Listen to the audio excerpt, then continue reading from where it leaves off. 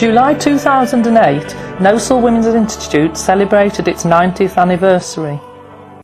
But it all started in the village 90 years ago, in 1918. Canada was the birthplace of the Women's Institute movement. Adelaide Hudley's young son died of a disease contracted from drinking contaminated milk. The doctor said that his death could have been prevented. Feeling she was to blame, Adelaide resolved to work toward an educational system that would make it possible for women in rural areas to acquire the knowledge they need to make their homes safe.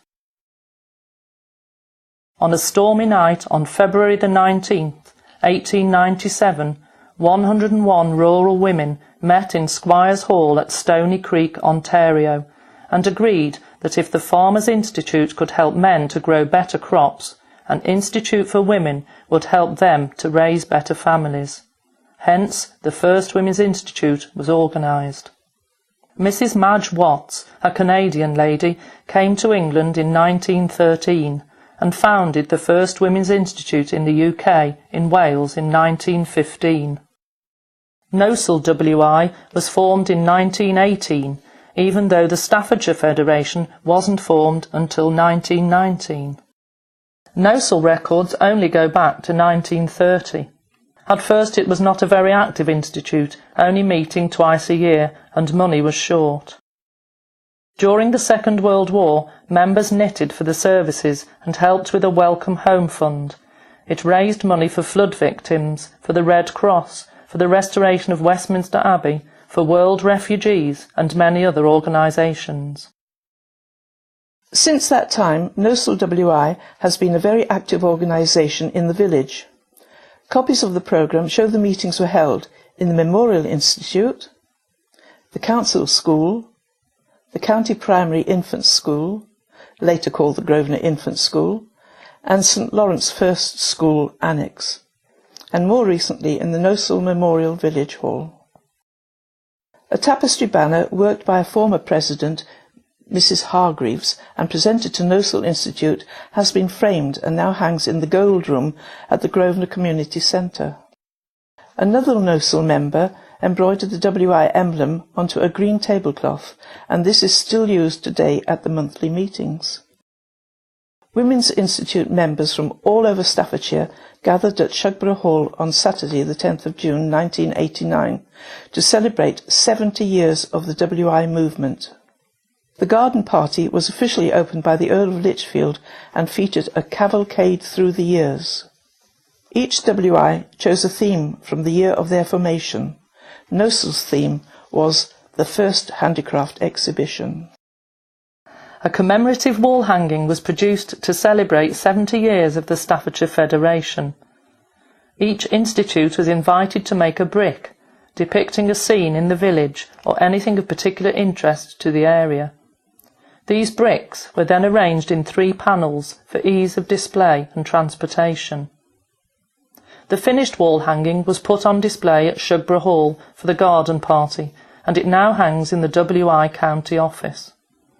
The Gnosall brick is a local scene including St Lawrence Church, the Canal Bridge, the Old Lockup, handbells and the Staffordshire Best Kept Village Trophy. The applique and embroidery was worked by Brenda Farmer, based on designs by Estelle Snelham and Eve Stubbs.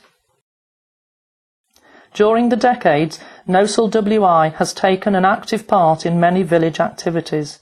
It was WI members who fought to save the Old Lockup back in the 1960s.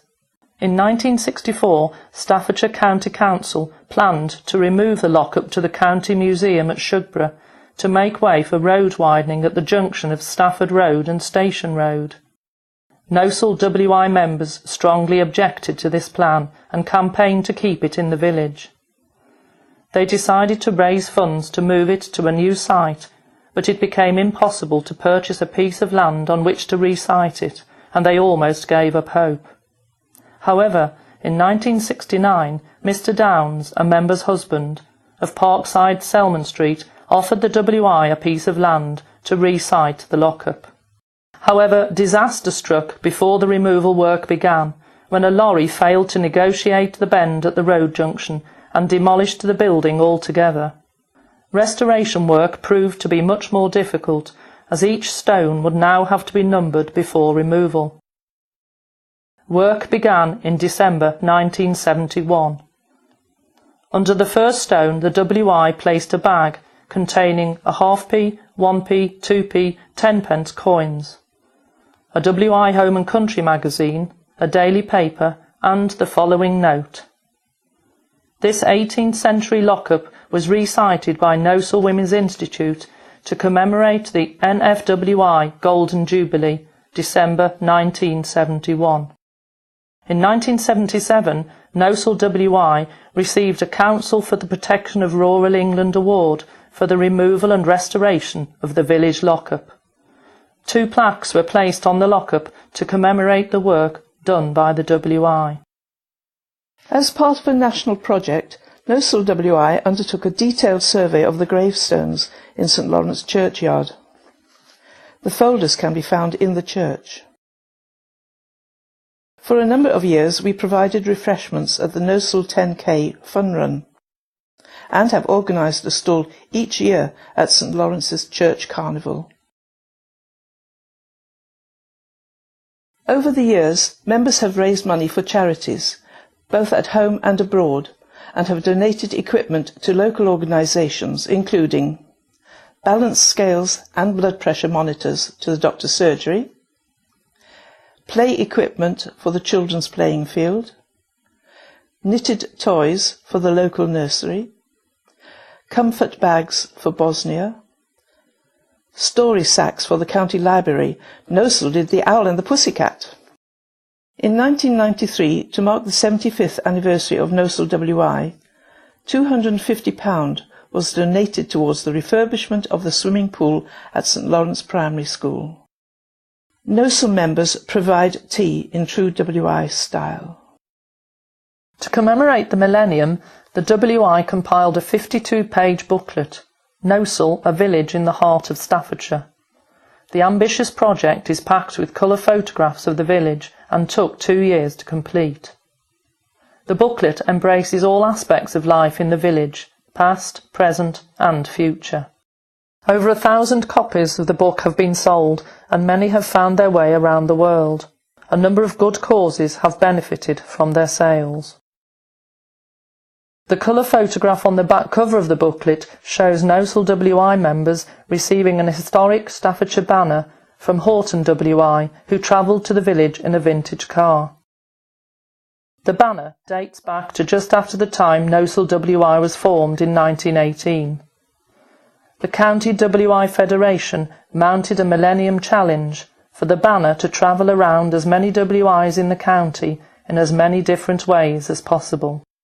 Gnosall President Sheila Moulton dressed up as the Pied Piper of Hamelin and led a parade through the village streets onto Morton, where the banner was handed over. Other WI members took part as townsfolk, children and rats.